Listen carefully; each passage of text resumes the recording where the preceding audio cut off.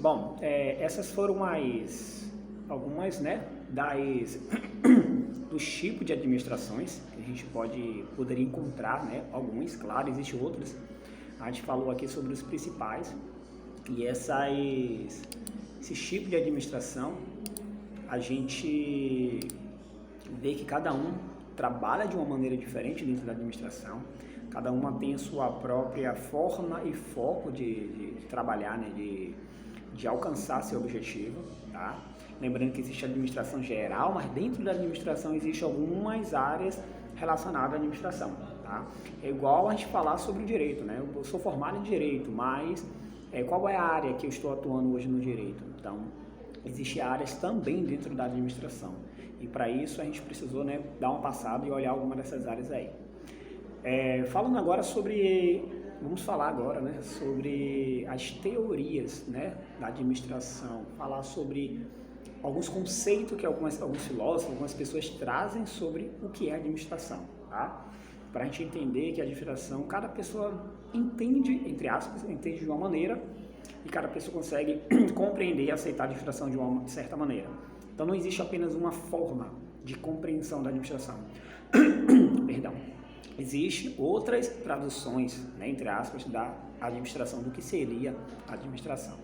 Bom, vamos falar sobre a primeira aqui, né, sobre a teoria, né, da administração científica. Essa teoria foi elaborada por Taylorismo, tá, com ênfase na tarefa de buscar a racionalização do trabalho no nível operacional. Né? Racional, o que é racional? Você pegar e, né, fazer vamos dizer assim, literalmente racionar, né, o trabalho no nível operacional. Ou seja, o foco era no empregado, perdão. Empregador é uma coisa, empregado é outra. Então o foco era no empregado. Né? Então, essa teoria da administração científica, o foco era tirar o foco para o empregado, tá? E não para o empregador. E apesar de apresentar como vantagens assim a produtividade e a eficiência, que o foco era a produtividade e eficiência, né? Não levava em consideração as necessidades sociais dos funcionários, ou seja, o foco era o funcionário, era o empregado, mas não levava em ênfase, não levava em ciência as necessidades sociais dos funcionários, ou seja, os funcionários eles tinham necessidades sociais, pessoais, e por mais que o foco seria o empregado, eles não colocavam ênfase, não faziam com que, né, a administração, esse tipo de administração, não visava o exato rol do funcionário, que era o bem social, o bem físico, né, a vida do funcionário, mas era gerado para o empregado, né? Lembrando que depois eu vou pegar todas essas teorias e vou falar de maneira pessoal cada uma delas, falar de maneira solta cada uma delas, tá? Então essa era a administração científica, por Taylorismo, que visava, no caso dessa teoria, visava mais o empregado. Temos também a teoria burocrática de Weber, tá? Teoria burocrática de Weber. Como o nome já diz, teoria burocrática, apesar que não é tão burocrático, não tão complicado, mas essa teoria tinha ênfase à estrutura, tinha como objetivo a racionalidade organizacional e a organização formal, ou seja, baseada em regras e normas. Era uma teoria administrativa que visava a questão das regras e normas, por isso que vem a questão da burocracia, visava algo muito formal, tá? E focava na organização da empresa de um modo inteiro, de uma maneira completa, a empresa, né? Apresentava muita rigidez e lentidão, apesar de ter uma vantagem considerável, tá? E eficiência, ou seja, tinha uma vantagem, que era a questão da eficiência, mas demorava muito para poder alcançar os objetivos administrativos, porque tinha muita burocracia. Então, quando você tem uma administração burocrática, que envolve muitas normas, muitas leis, muitas regras, isso acaba tendo lentidão no processo administrativo, fazendo com que se tornasse mais lento o alcance do objetivo, que é o principal objetivo da administração. Nesse caso, seria a teoria burocrática de Weber. Podemos falar também da teoria clássica de Feyerabend. teoria clássica de Fayol, tá? Essa teoria também apresentava ênfase na estrutura, tá? No entanto, o foco estava no gerente, ou seja, lembra que a teoria ali científica, né, tinha um ênfase no empregado. Já a teoria clássica de Fayol tem um ênfase, focava na verdade no gerente. Era como a administração geria, tratava, lidava com a gerência, com o gerente. Tipo uma visão de cima para baixo, ou seja, a administração visava, de Fayol visava primeiro quem estava lá em cima para depois quem está embaixo.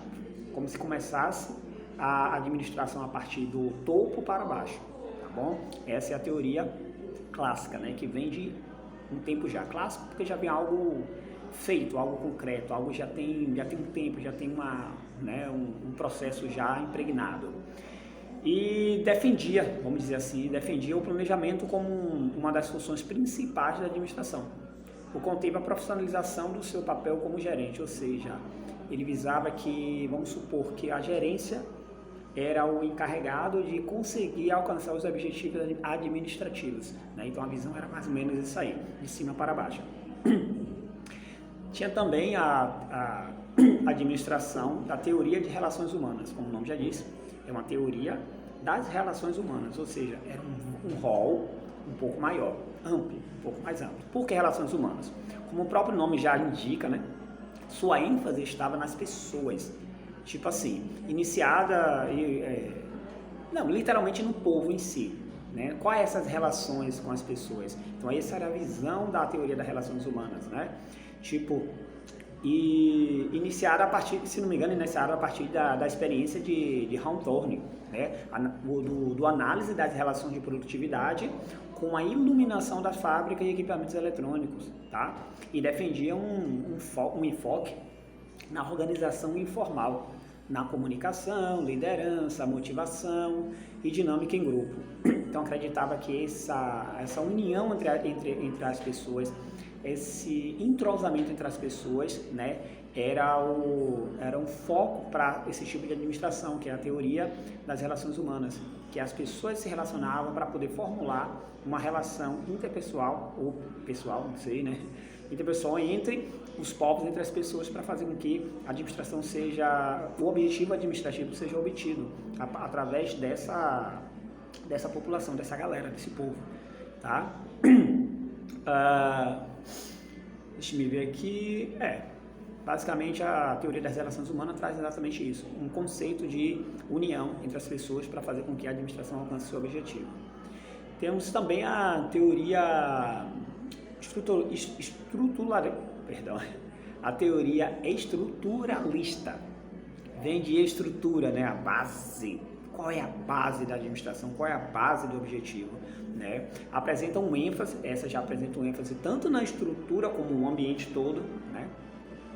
Toda a estrutura como ambiente. Sendo assim, ela tem uma abordagem plural, que observava a organização tanto só do aspecto formal quanto informal, e também o ambiente como organização que interage e aprende com ele, ou seja, aquele ambiente que a gente vai interagir e aprender com o próprio ambiente. Então essa teoria estruturalista traz exatamente isso, que a estrutura do rol da administração, aquela estrutura ajuda, colabora para que o objetivo administrativo seja alcançado, tá? Então está falando exatamente de onde vivemos, de onde estamos.